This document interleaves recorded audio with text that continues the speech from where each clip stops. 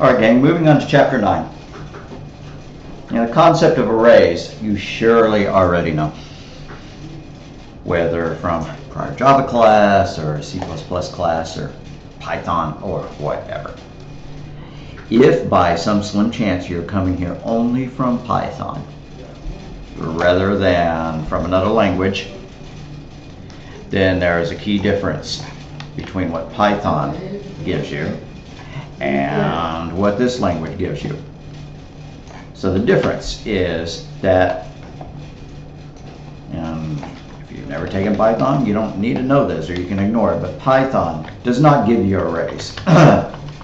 Python only supports lists. You can use lists as arrays, no problem, right? But a list is technically something significantly different behind the scenes than an array. Specifically, a couple of differences. Lists can grow and shrink on demand. Arrays are fixed in length. Once allocated, an array cannot be expanded. An array's length cannot be changed unless you allocate a new array and then copy all the old elements into the new array.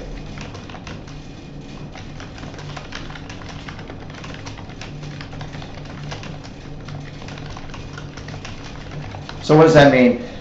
If you're trying to do what some structures allow you to do, like a dot append or a dot add to the array, and your array was allocated to exactly 10 elements long, then you would have to create a new array that was 11 or more elements long, copy the original array into it, and then put your new element into the 11th position. So, very important difference. This is the key thing to remember right here. Arrays are fixed in length. Once they are allocated, they cannot be, an array's length cannot be changed unless you allocate. Well, I'm just not going to even say unless. You would need to allocate a new array and copy all the old elements you need into the new array. Okay. So here we are talking about differences and this and that and the other. We haven't even discussed what an array is. An array is a sequence of values. Another key difference is that if you have a structure which is a list rather than a pure strict array, such as what C++ and Java gives you, to step through a list takes additional memory reads, whereas an array is contiguous in memory. It is the fastest possible way of stepping through a series of values. And here's that term, series of values. So what is an array?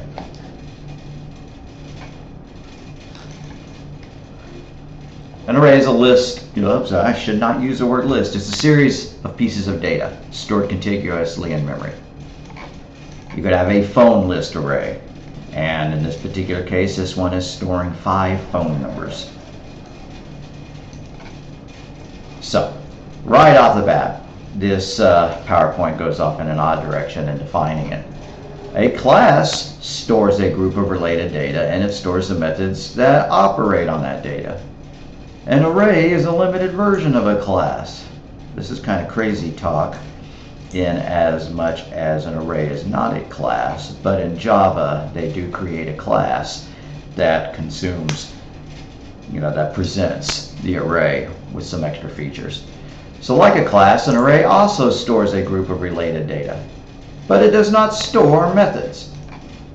Another difference between an array and a class is that an array's data must be all of the same type.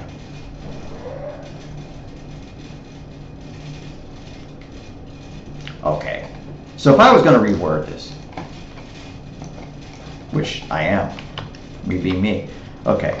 An array is a series of data elements.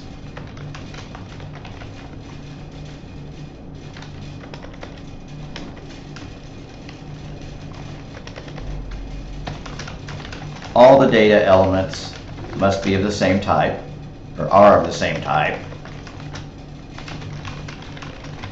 and they are accessed by what's known as an index, also known as a subscript number. So an array is a series of data elements. All the data elements are the same type. Why did I write time? They are accessed by an index, by the subscript number. If I ask you to define an array, I would like for you to come up with something like that, rather than an array is a limited version of a class, stores a group of related data. Okay, well that's the reason that you create an array, is to store some conceptually related data, like a series of test scores, or a series of object references, a whole bunch of cars, since we've created car objects in the past, or a whole bunch of geometric, object references, or a series of employee records, things like that. So it's a series of data elements. You can define an array of any kind of data. Anything that you can create in Java, any class that you can write, any class that's already given to you, as long as it's one that you can actually implement, create an instance of, then you can put it into an array. So it's a series of data elements. Here's their example, a phone list. It's got these numbers in it. If I look at this, then I'm seeing something about it, which is that this phone list must have been implemented as an array of strings. They look like numbers, right? But I can tell it's a string because it's got a preceding 0 here, which you would not see if you were printing this out. They're a different length. There would be no way to suddenly decide that this particular element had some extra zeros in it. And it would make sense perhaps to store a phone list as a string. And why do I say that? Some people like to put hyphens in their phone numbers, dashes in their phone numbers and stuff like that. At the very least, international prefix dialing codes can have, zeros at the beginning of it. And so the phone list as a series of strings kind of makes sense. So how would we allocate this array right here? Well, when you declare an array, you give the data type. And here, I'm going to do it in C++ and then don't do it this way again. That's how you do it in C++. You put the square braces there. Not in Java. Java's going to be a little bit different. All right. So int, and then empty square braces, AR equals, well, this is how you declare the reference. That's the reference to it. It's the pointer to the array. It's where in memory the array is going to be stored. And then when your time comes to actually create it, you have to use the new keyword, just like it were an object. But you can tell it's not a class because you're not going to use parentheses. Instead, you're going to say int, and inside square braces, you're going to say, okay, I want an array that can contain 10 integers. Right? Then we can go around and we can start storing some numbers in it, right? The first element, we might put a 200 in it. The second element, we might want to put, 9,999. And so on, all the way out to the 10th element. Now you may notice something about when I say 10th and I wrote 9, right? There, right? The first element, index 0. The second element, index 1. The third element, index 9. You're probably familiar with the concept of zero-based indexing. Just about every language that I've used, if you're accessing a series of values, the first one is not value 1, it's value 0, index 0. So like the position, the first element of a string, it's a series of characters. The first character is at position 0. First element in a list in Python is at list subscript 0. First element of an array is 0. Zero-based indexing. If we were computers, when we grew up counting, we would not count 1 to 10. We would count 0 to 9. So that means that the lowest subscript, the lowest index in an array, the lowest position is 0.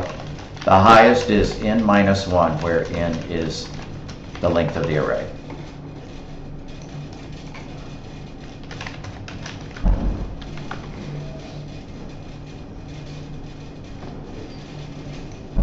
So since this array is 10 elements long, we can access elements 0 through 9. What happens if you try to access element 10? That's actually the 11th in the series. There's only 10. Different languages behave in different ways. Java kicks out an exception. It catches the problem.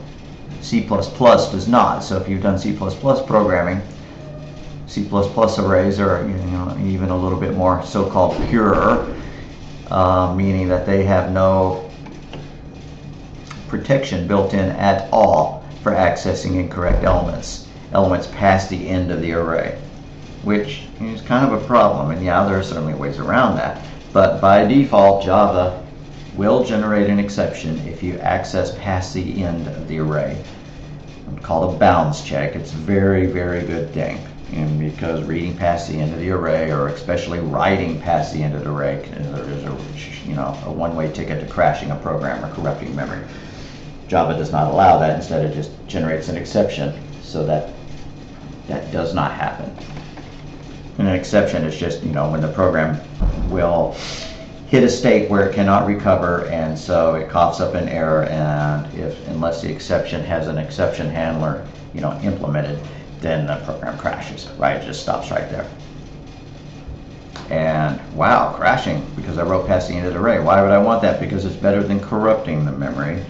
Because if you corrupt the memory and then continue proceeding from there, really bad things could happen, right? Data could be written out to a file and people would assume it was correct or whatever.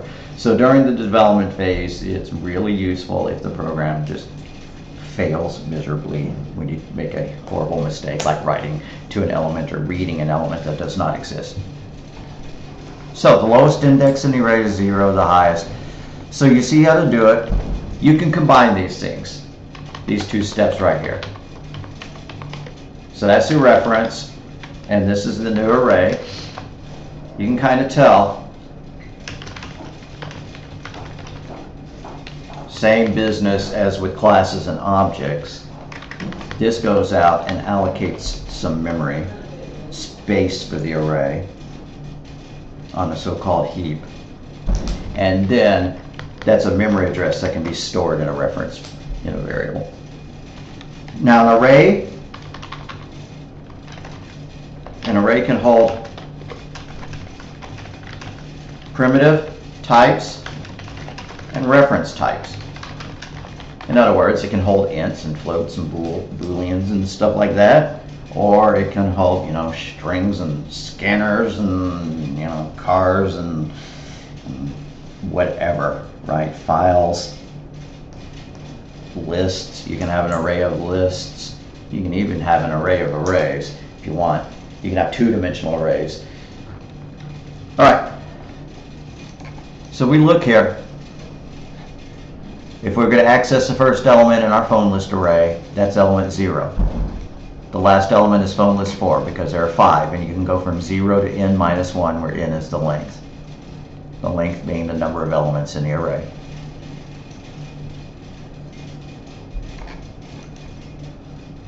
So if you wanted to change the first value, you use the array name, and then you use the square braces, and then the number, and the tradition is to call that the subscript.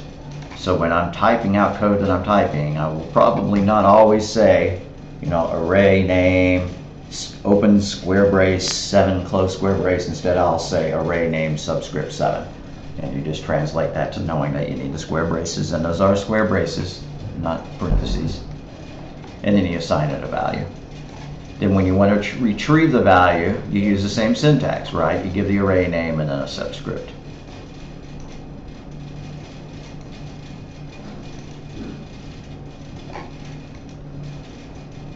So the array declaration genericized the type, like int or double or string, followed by the square braces, followed by a variable name. So in Java, arrays are objects. They have just a little bit more information involved in them than just a series of data themselves, which makes them a little bit more flexible, a little bit easier to use than they are in C++. For example, in C++, there's no way to get the length of the array by asking it. There's no length property built in to a C++ array. You have to keep track of it externally, and there's a way to calculate it, and that way to calculate it does not work in every context. It's just nice to be able to ask the array how long it is. And the reason that we can do that is because there is a method, not a method, there is a field, a property, an instance value that you can access to get the length of it. When you're creating an array, you do not have to specify the length. You can instead give it what's known as an initializer. If you've seen Python, you're real familiar with this syntax, right? Except you use square braces there. So string, square braces, students equals, and then within the curly braces, you give a series of data elements separated by commas. I'm here.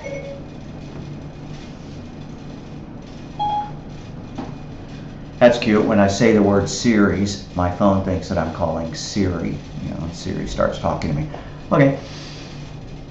So that creates an array with 3 elements in it. Goes ahead and it's just, well, like if we did this, my favorite array is Jenny's phone number, 8675309. So if we did int jnum, we could do this.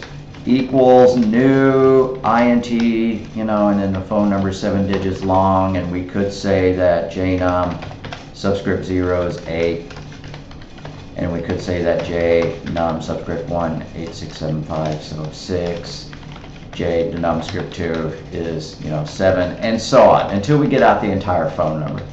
That takes a lot of typing if we know in advance the data that we're going to be putting into it, right?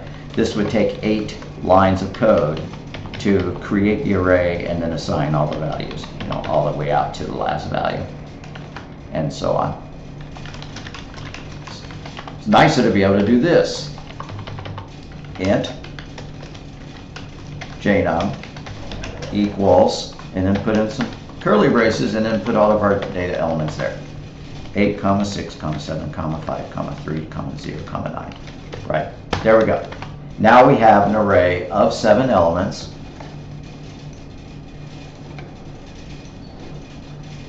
And the values 8675309 have already been assigned. So that's element 0, that's element 1, and that would be element 6. Now if you're a C++ pro, you may be used to the idea that this initializer list can be actually smaller than the array that you're creating. So you can create an array of 1,000 elements and then just initialize the first 5 elements. I do not believe that's the case in Java. Your initializer list specifies the length of the array.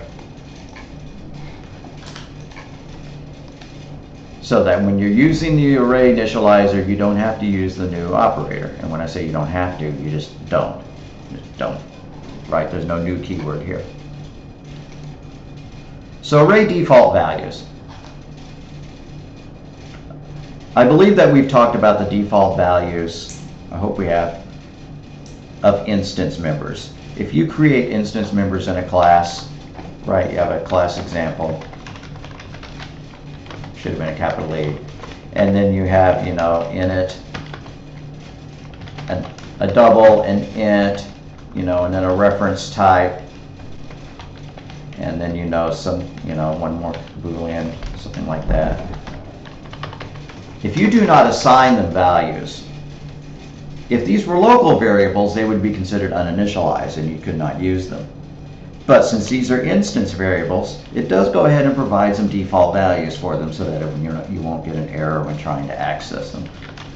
And they're all variations of 0, right? An int defaults, an unassigned int that's declared as an instance variable defaults to 0. An unassigned double defaults to 0, 0.0. A string defaults to null, which is just another way of saying 0. It's just a reference that has not been pointed to anything that's been allocated. And, if you know what a Boolean variable is, it's either true or false, false being 0 and true being 1 or non-zero. So again, like that, right? Same thing with arrays. Array elements default to 0 or null or false, right? Just how to remember. Numeric types go to 0, reference types go to null, Boolean types go to false, and underneath it all, they're all the same thing.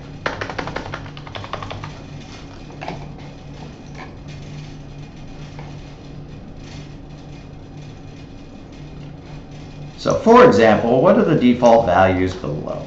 Here we create an array, and let me create my own examples.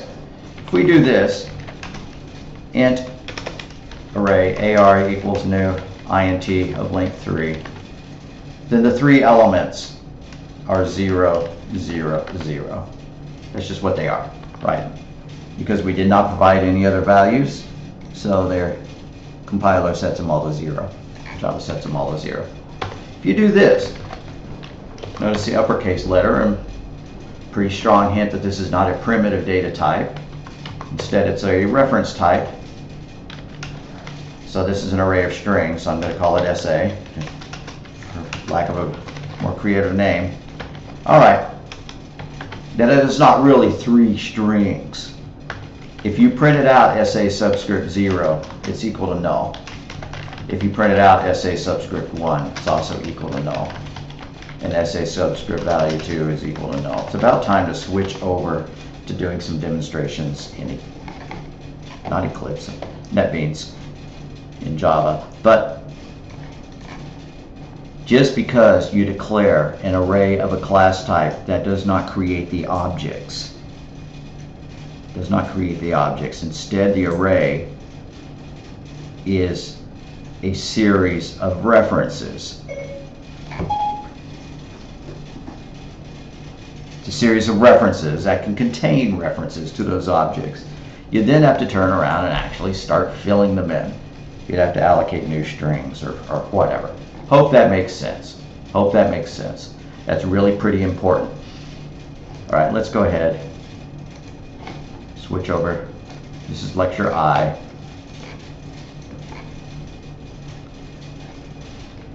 As always, I'm going to choose ant just so that I don't have to add the main method, the main class myself. Lecture I. Remove the package declaration from my main class.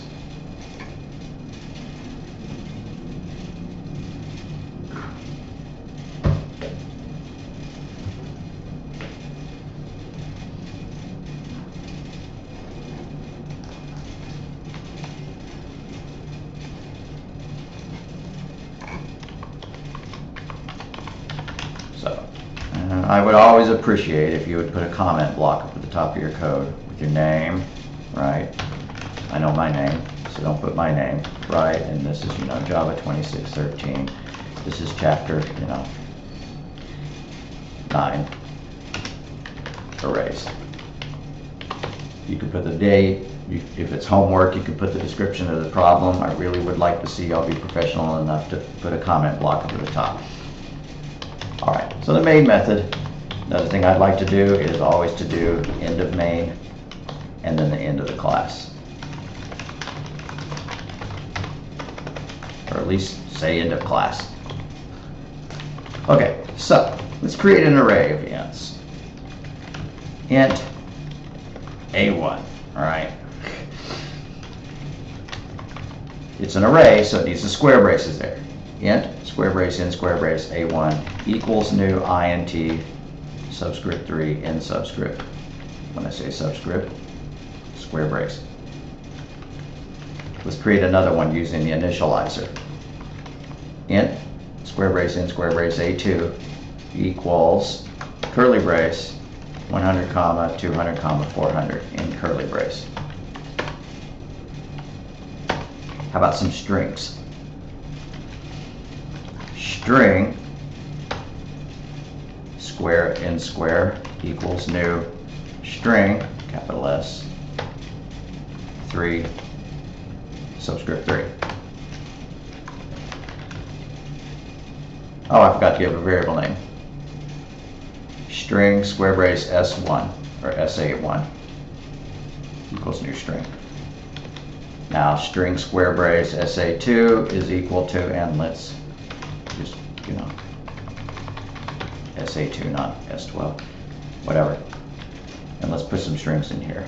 A, double quote A, end quote, comma, double quote B, end quote, comma, double quote C, end quote, curly brace. Now let's print these values out. Best way to print an array is with a loop. Arrays and loops go hand in hand. Let's use a for loop to print them out. For int I is equal to 0, I less than 3. Now this is really bad programming. It would work since I've made all of my arrays 3 in length, but I should actually ask the array for its length.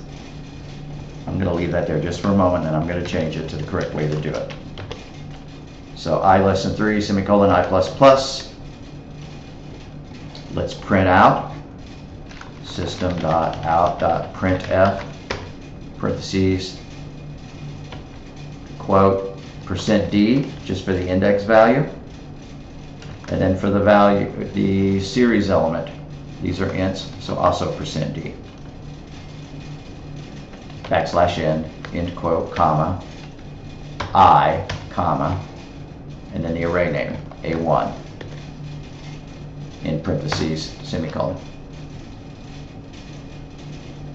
Let's do that for the other arrays as well, but let's correct this.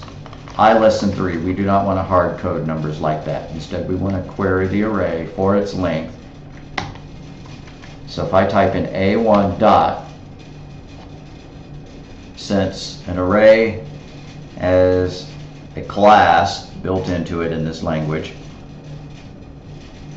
we can call dot length. Now this is not a method, it's a property, it's an instance variable. Notice this says public final int length. Final meaning it's a const, final meaning that you can't change the length of it just by trying to change this property. It's a read-only property. So dot length. That's how you get the length of the array. And since the array is going to be of length 3, then we will count from 0 and then keep going as long as it's less than 3. In other words, 0, 1, and 2. Alright, just for brevity of code, I'm going to remove the curly braces, and then I'm going to copy and paste this to print out arrays A2, SA1, and SA2. Except these are strings. So I will change that second %d on those to say %s. First array, second array,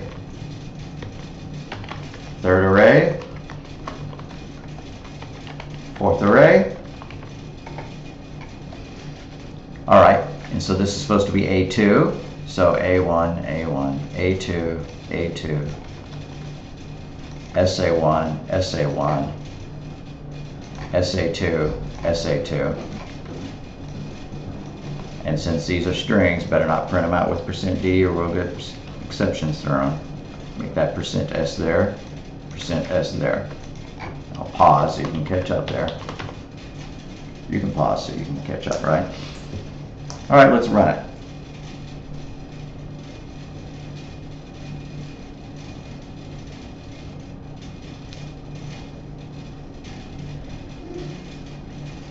Hammer broom it. Notice these warnings over here. I would not accept the change that they offer to make.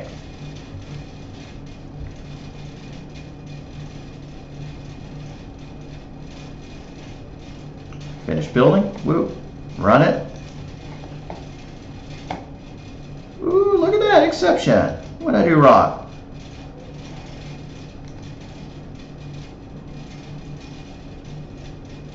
Okay, that was really dumb. That was moronic. I'm almost ashamed enough to go back and edit that out, but I'm not gonna. Alright, we're not printing out A1 because A1 is the array. Instead, we want to print out each element in turn. So A1 subscript I. Whoopsie. What in the heck?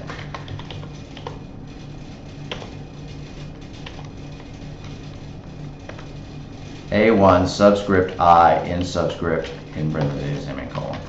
A2 subscript I in subscript in parentheses semicolon. SA1 subscript I. SA2 subscript I. Alright, and then it prints, right? A1 has 3 elements. Since we did not assign any values to them, they defaulted to being 0. A2 has 3 elements, but we did initialize them. We provided an initializer list, so they have the values 100, 200, 400. First string has 3 reference variables, but they're all just set to null. There are no objects that have been created yet, right? So we can't print them out, can't concatenate them, can't do anything with them until, we actually store some data in them. And then array 2, since I had an initializer list, actually does have, some objects, data associated with it.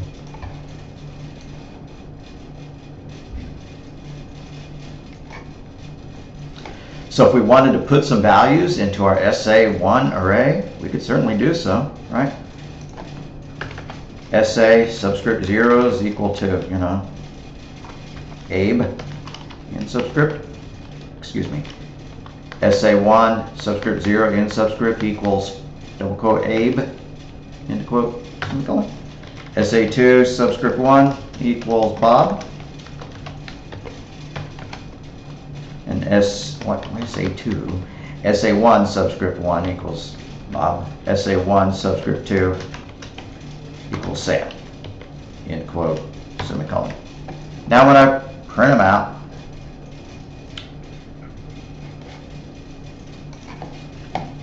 right, they're no longer null because we created some objects.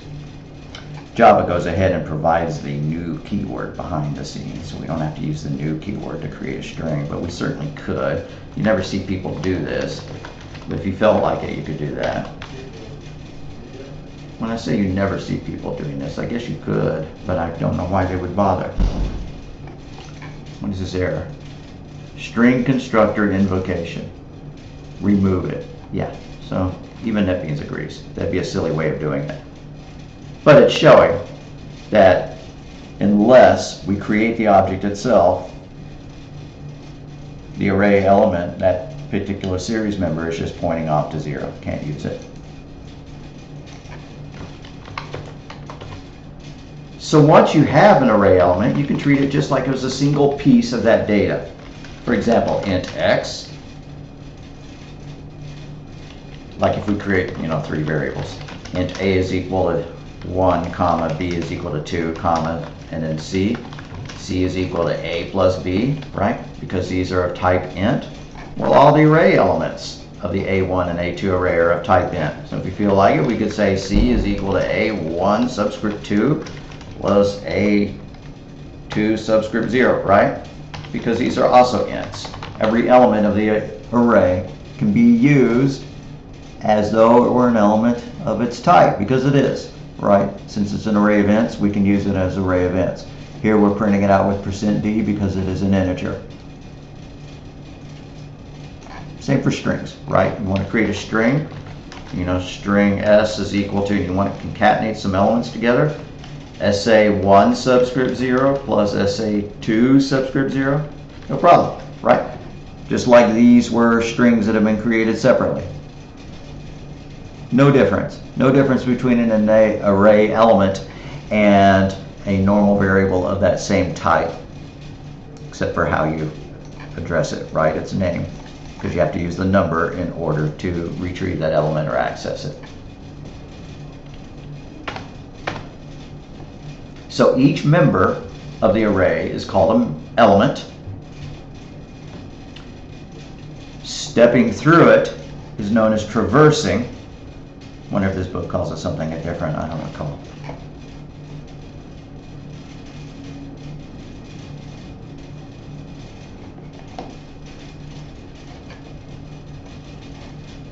Guess we'll find out when we get there. So the .length property tells us the length of the array, which is a very good thing. As I mentioned in C++, The array does not have a dot length property, which is a real pain. So you wind up passing the length around to methods or functions when you need to know the length of it. So here we have an array called colors: blue, gray, lime, teal, yellow. We can count. That's 5 elements. So if we print it out, colors.length, that would tell us 5. So our for loop had better go from 0 to 4, which is why we use less than rather than less than or equal there. So to obtain the array's length, you specify the array name followed by the dot and then length to get that property. Note that length has been used in 2 different ways. We haven't talked about strings per se. It's an earlier chapter. It was before chapter 6, so we didn't talk about it. But if you have a string,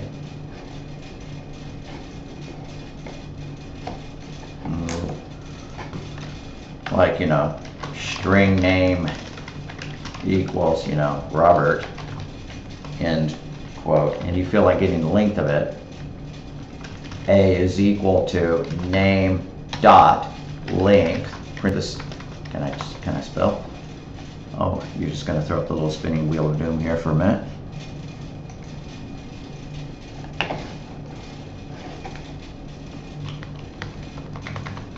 Redo that.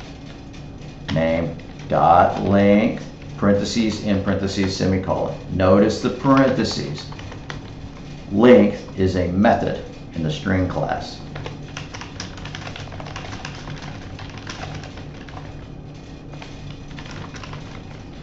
However, if you're going to get the length of an array, it is not a method. So you don't use parentheses. It's an instance member. It's a final instance member. It's constant. Now, if you type it wrong, you're just going to get, a compilation error. You look at it, and it says cannot find symbol, method length, and it says, that cannot find symbol. Why? Because it's not a method. So no parentheses on an array. Yes, parentheses on a string. I think the book even comes up with some silly mnemonic for that, but you ought to be able to remember it, right? You want the length of a string, it's a method. Why is it a method? Because a string could, increase in length or something like that. But an array, it's not a method, it's just a property of it when it gets assigned when it's created.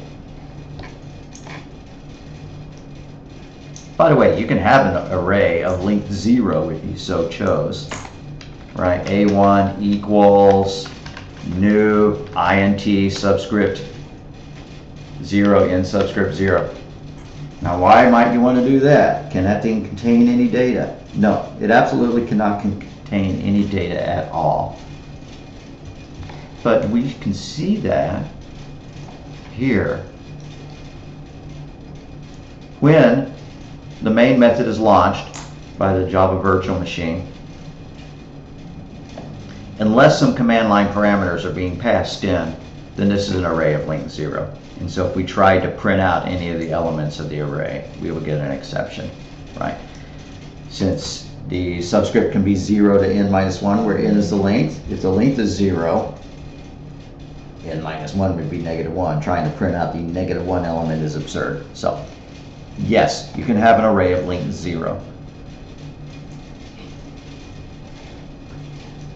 The utility of it, normally you're not going to do that, but if you have a function, a method that is taking an array, then you may need to accommodate the fact that it's possible that somebody may be calling that method with an empty array, an array of length 0.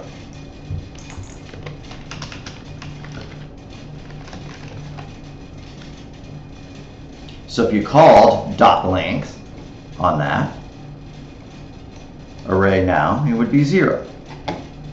So your for loop, if you had an array to step through it again, I is equal to 0, I is less than dot length, it would not even step into the loop, right? It would not iterate through it.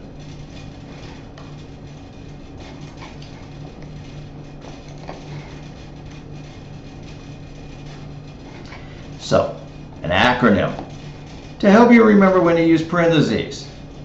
ANSI, arrays no parentheses, strings, yes.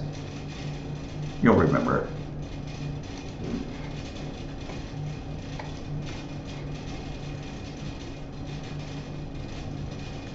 All right, so here they're creating a little application. You can store 100 phone numbers, and then they enter a loop. The inner loop asks them to enter a phone number or Q to quit. And while the phone number does not equal Q, and we have not exceeded the length of the array, then we store what they type into the array. We may as well do something like that.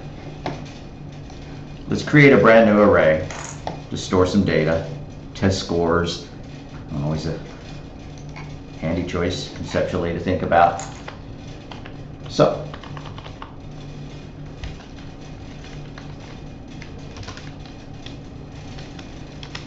make an array of double. So double square brace scores equals new scores, and we're going to support 10 scores. So subscript 10, new scores subscript 10. Excuse me, new double subscript 10. All right, here's one way you could allow them to do the data entries with a for loop, right? And then just for every element in it. And that probably, I kind of like the idea of doing that. I think I will.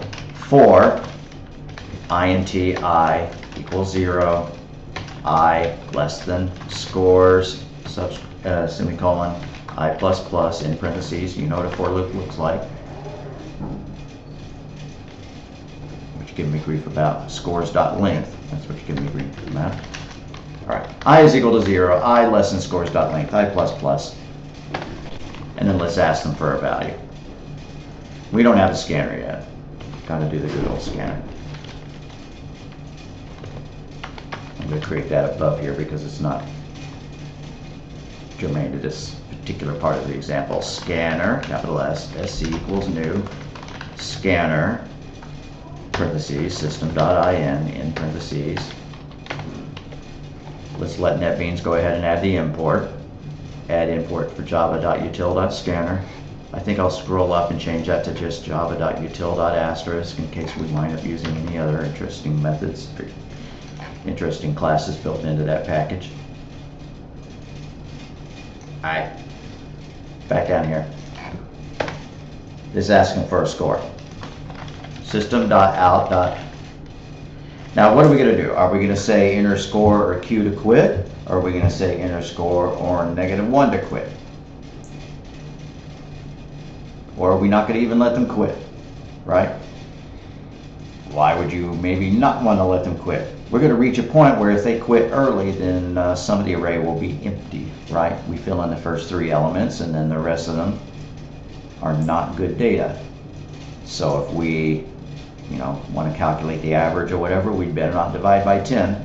What if they made perfect 100s for the first 3 quizzes, right? 100, 100, 100, but there are 7 more that are all set to 0. So when we were calculating the average, the total would be 300. But if you did 300 divided by 10, it'd show an average of 30, which may not be what you want at that point, right? Maybe you only want to incorporate the scores that have actually been added and not the ones that have yet to be filled in. So we should use a variable that contains the scores that have filled, the number of scores. And I see now why they used a while loop. But since I've already written the for loop, I'm going to skip with this. So int num underscore scores equals 0. That's how many scores we have.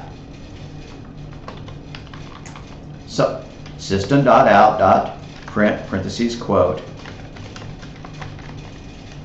or printf enter score %d or -1 to quit, colon, space, in parentheses, semicolon.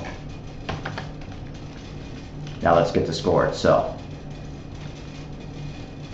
Need a temporary variable to hold the score. So double space SI for string input, no, for score input, I don't like using S there because to my mind, if it starts with an S, it means strings. I'm just going to call it T. That's really lame. Double T equals, let's read it in, sc.next double, parentheses in, parentheses, semicolon. And let's check it. If parentheses T equals -1, then they wanted to quit, so we're just going to break. Otherwise, we're going to fill in that data element. Scores, subscript, I in subscript equals T. And we need to increment the number of scores. Num underscore scores equals 0. Now there are some things we can do. Instead of creating a brand new variable as our iterator, we could just use num scores and not create it right there. Then we would have that variable, the value of it left over to use later. All right, so enter a score or -1 to quit. SC is equal, sc.next double, read it in, check to see if it's -1. If it is, break. Else, we don't even need an else really, because if it's not going to break, we can keep running. Scores I is equal to the T, the score that they entered, and then we increment, why did I say equals 0? Scores plus plus. There we go. Their loop may have been a little bit simpler than this. Just I always like using for loops when I'm dealing with arrays. They just seem to go hand in hand. In this particular case, I also kind of like the way their while loop was written, but it required a priming read in it. If you remember your fundamentals of programming, a priming read is when you ask somebody for some data, you get the data, then you enter the while loop engine, and you have to go ahead and ask them again. So the next page has got more code, where inside the loop, we ask again for the phone number, or whatever we're asking for. I don't like having two places where you're doing the input. I like one place. So I put that inside a loop, and then I use a break statement to get out. You can do it the way that they want as well. All right, so if we ran it, we would find out that it's asking us to enter the scores. Why don't we print out the array?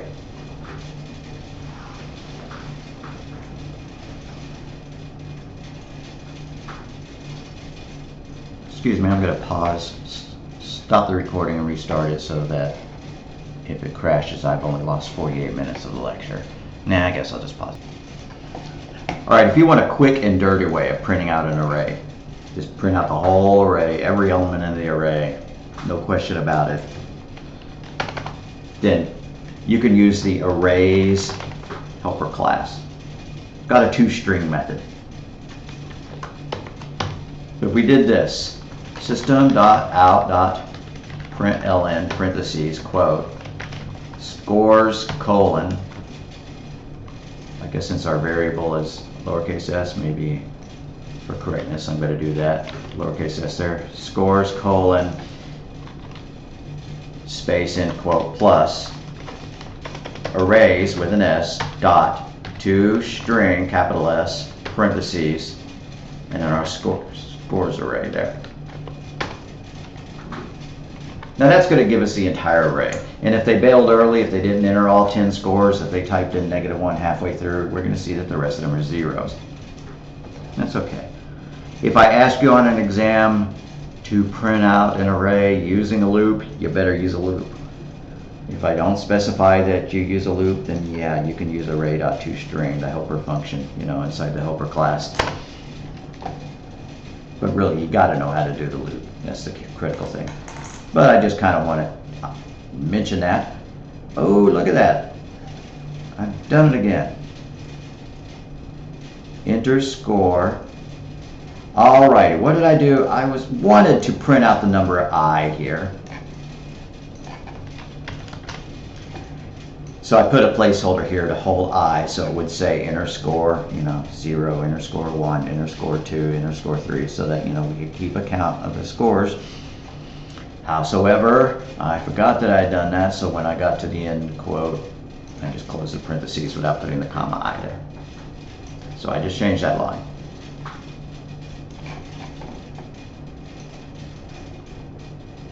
All right, inner score 0, I made 100. Inner score 1, I made a 90. Inner score 2, I made an 80. Now, since downward progress, why don't we fail there? -1. This is the format that the arrays.toString method returns. Yeah, looks like a Python list, square braces. Anyways, we see 100, 90, 80, and the rest of it's zeros. We see a problem if we wanted to average all those values. Only the first 3 have meaningful data. So we may not want to divide our total by 10. We might instead want to divide our total by 3, which is the actual number of valid pieces of data. This is what's known as a ragged array.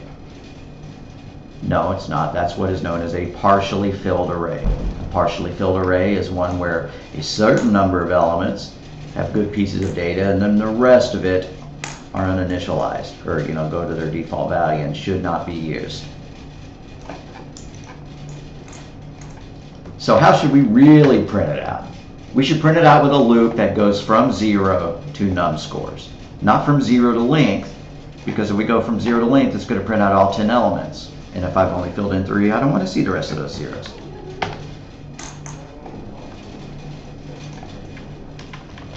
So we're going to add a comment here that num scores is equal to the number of scores that have been entered. Not nettered, entered.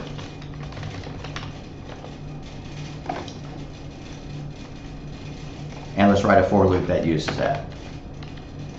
For, parentheses, int I equals 0.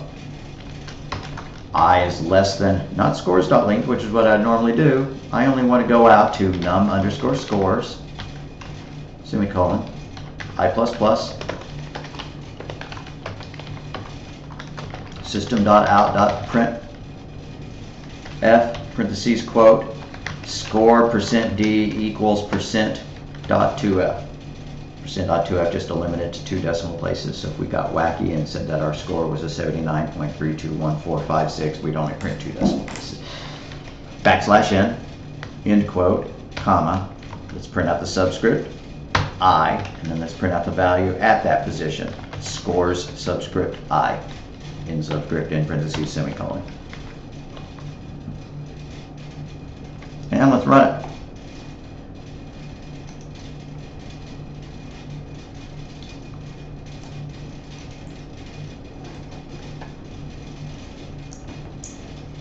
All right, so here we go. Enter our score, 0. Now, does the user want to see score 0? Users don't think in terms of zero-based indexing. They think the first score ought to be, score 1, score 2, score 3, score 4, and so on. I mean, we might want to add 1 as we print it out to be more user-friendly.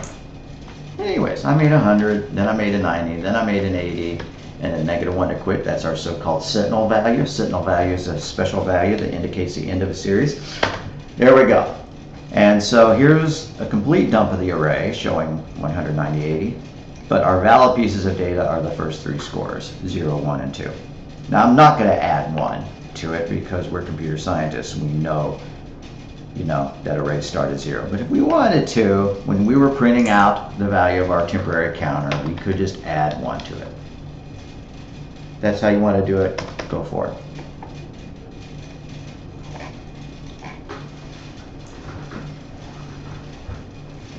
All right. Then if we wanted to add up those scores, we could do so. Let's create a variable called total. Double total equals 0. It'd be neat if we had a sum function like we do in Python to add them all up. Even if we could find such a function here, since this is a partially filled array, it might not be filled out to its entire length, then we would not rely on it. So for parentheses int I equals 0, semicolon, I is less than num underscore scores, semicolon, I plus plus in parentheses, total plus equals scores subscript I.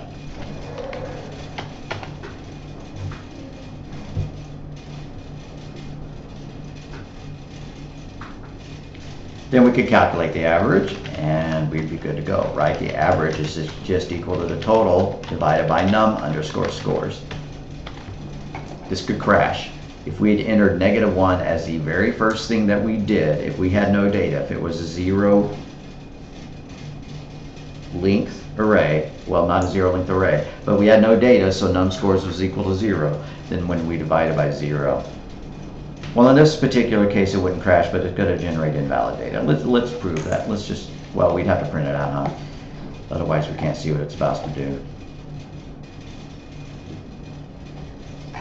So, system.out.println, let's print out the total and the average. Print f parentheses scores total equals %.2f, comma, average equals %.2f in \n. End quote. But I have to fill into 2 places, so I can't do my parentheses yet. So comma, total, comma, average in parentheses, semicolon. I just want to see what it does when we enter no data whatsoever by doing -1 is the very first thing we do. So enter score 0, -1. So it calculated the average as NaN. At least it didn't crash. At least it didn't generate an exception. If they had both been integers, then yes, an integer divided by an integer is just a flat-out exception. So if there are no scores, then we may not want to do anything. We might want to check before we do our if statement, right? So we could cordon this code off with an if statement. If parentheses num underscore scores equals 0 in parentheses, we're going to print out, I don't know,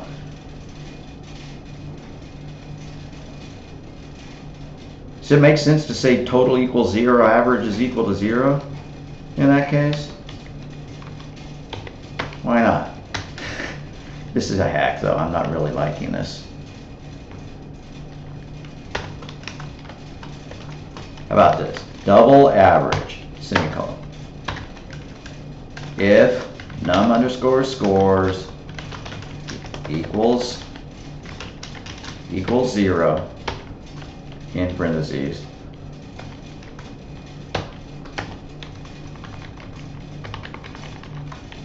then the average is equal to 0, else, and I can get rid of these curly braces, they're taking up a lot of screen real estate. Average is equal to total divided by num underscore scores.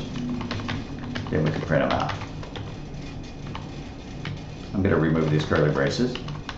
In fact, there's a lot of curly braces I could be removing, right?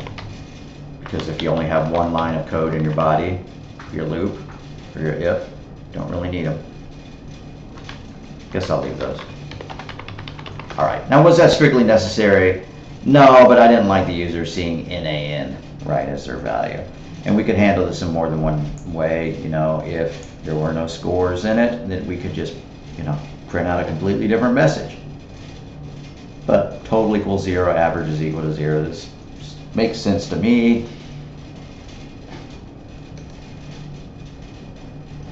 Inner score, -1. Right. Scores total equals 0, average is equal to 0. I like it. Let's make sure it works though. I mean, we keep entering, you know, kind of invalid data. Let's run it. Inner score 0, I made 100, then I made a 90, then I made an 80. I would hope that my average would come out to a 90 of those 3. So I'm going to do a -1 in my series. So the total is 270 and the average was 90. Alright, what are some other things we might want to do with a series of numbers? We might want to get the max of them. We might want to get the minimum. Usually I show loops on how to do that. It is occurring to me that it sure would be nifty slick if there was a method that would calculate the max and the min, like there's in Python. I'm going to go over here and Google that up. Get max of an array in Java. Yeah, here's a program.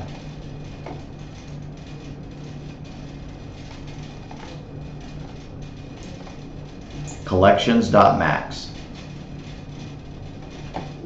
Alrighty.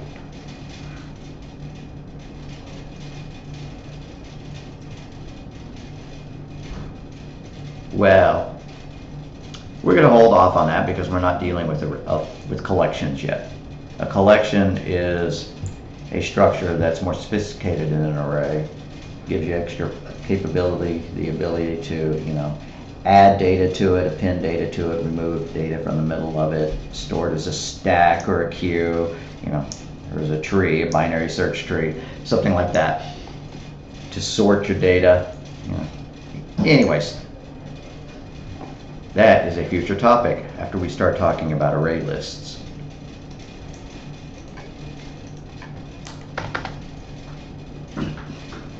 What if we wanted to copy this data into a brand new array so that we did not have to pass to keep track of this num scores anymore? This is just occurring off the top of my head. Two ways to do it.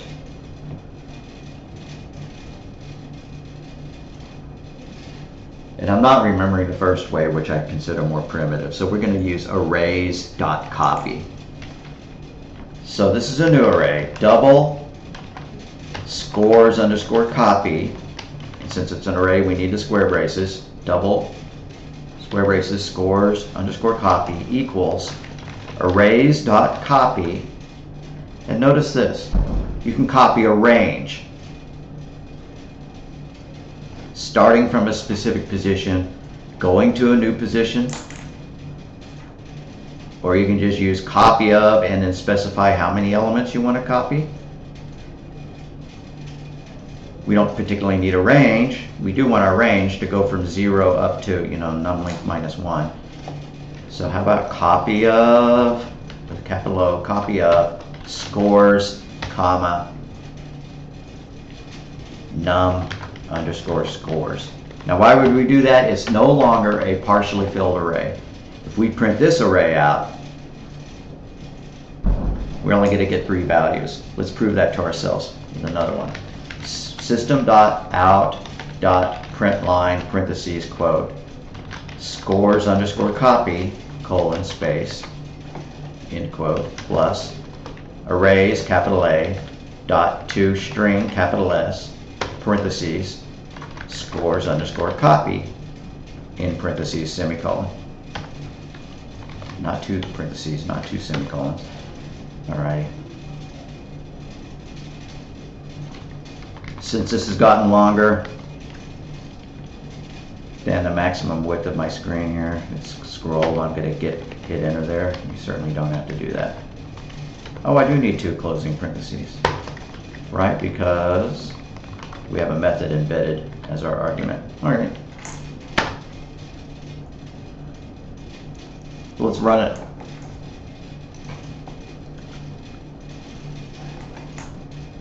Enter some data, 100, 90, 80, -1. Our copy of the array is only 3 elements long, which is nice because if we're going to pass this to a method to do something, if we wrote a method to calculate the average or whatever, we might just be able to run from the beginning of the array to the end without also keeping track of a number of scores like you have to do with a partially filled. So that's not a bad thing to do. I mean, maybe part of your rebels at making a copy of an array. Why would that be a bad thing? Well, I don't know. You're wasting, a whole 24 bytes there, enough to store your 3 doubles. If you went in and you changed the value of your original array, like if you changed this 90 to an 85, then your copy is no longer valid. But, conceptually, you already have the concept that if you have a copy of data, then you would not want to modify your original and expect your copy to be modified as well.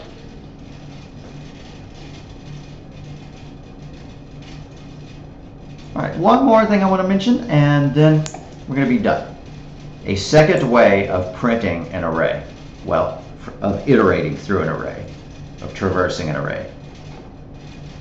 We have already seen, yeah, we could print the array out like that, but using a loop, we know what that looks like, but we're going to type it in again because it doesn't take hardly any time to do so.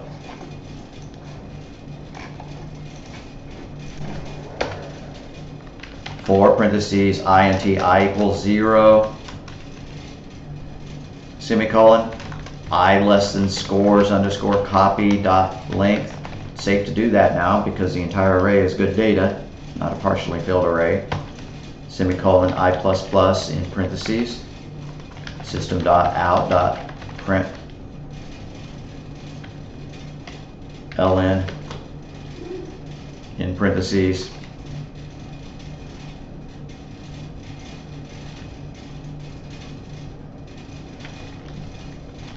scores underscore copy subscript I in parentheses, semicolon. If we wanted to print out which index number it is, we'd have to make the print statement a little bit fancier, right? But that'll do it. That'll print out the 3 values, 1 per line. This is printing it out with a for loop. Print the array with a for loop. I just want you to burn that in, know how to do that, but we're going to show you a shorter way of doing it too. Not as short as that, but a little bit more correct than that because we have more control of the formatting. 190, 80, -1. There we go, and it printed them out 1 per line. That's a classic for loop. However, Java adopted something from C# called the for each loop. Textbook may give a slightly different name for it. Don't recall. Let's go look.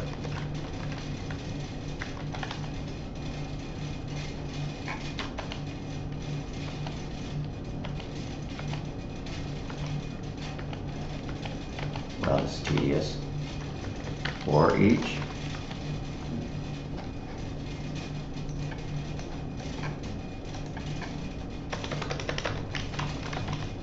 No. For each. For each. Right. Not spotting it. Textbook may call it something slightly different when we run across it in the PowerPoint. I'll highlight that. But if you say it's a for each loop, everybody knows what you mean. Looks like this. C# actually has a for each keyword. This one doesn't, but you do this.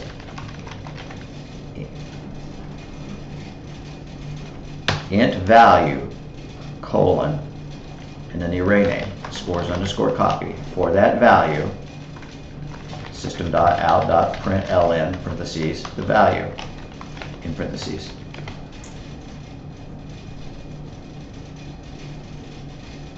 It's giving me grief because its scores copy is actually a type double, not an int. Change that. For double value scores copy, system.out.println, parentheses, value.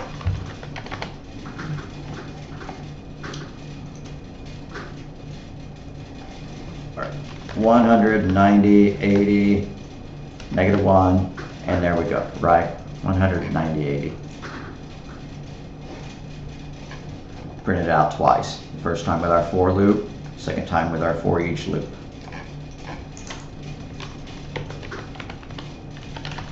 Print array with a for each loop. Textbook may call it a ranged loop. Don't recall. This syntax you're going to see an awful lot in the upcoming future because you can step through any collection, not just an array, with this syntax. And if you've done Python programming, you've seen that before in a slightly different context, right? For value in list name, right? Or for value in range, parentheses.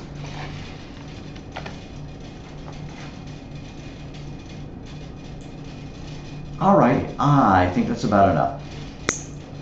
And I don't want to go get one of my old array assignments. I want to customize it specifically to the lecture that we have here. So let's come up with a new homework assignment. I'm just looking for my close parentheses that I've inserted to. All right, there we go. No homework. This is homework over arrays. Write code that uses an initializer list to create an array of strings to hold the titles of 5 books or movies. Then use arrays.toString to print the contents of the array. Part 1. Write code that uses an initializer list to create an array of strings called pi_digits. It's not an array of strings, it's an array of ints. Array of integers called pi digits that contain the first 6 digits without the decimal point of pi. In other words, it's just going to have 3.14, 15, and 9 as its elements, right? Use a for loop to print the contents of that array. So this is part A, the movie or books. Part B, print the contents of the array. No data entry from the user, right? We're just going to initialize it. Just like the book, the book shows creating an array of colors. And my example, had 3 names in it: Abe, Bob, and Carol, or whoever, Sam. All right. So C, create an array of doubles of length 3. Don't use an initializer. Don't use an initializer list. Then assign the values 11.1, 22.2, and 33.3 to the array consecutively, right? So that was part C, actually.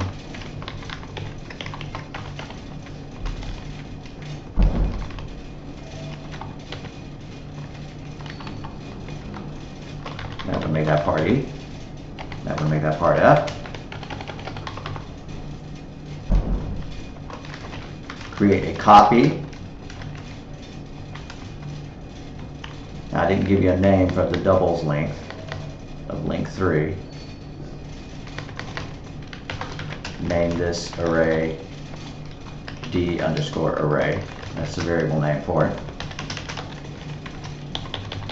So part G, create a copy of the D array, storing it in D_copy.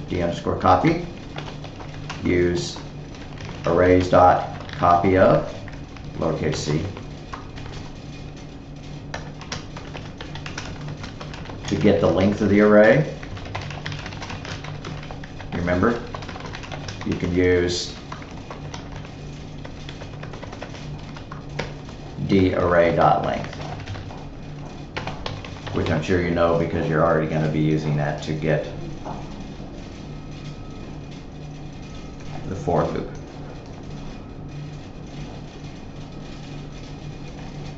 So part H, print the D_copy array with a for each loop.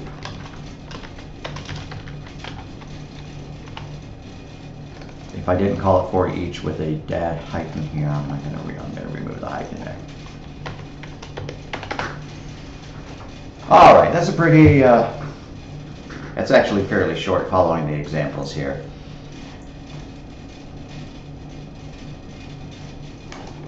Really want you to do this one correctly. Don't use an initializer list here.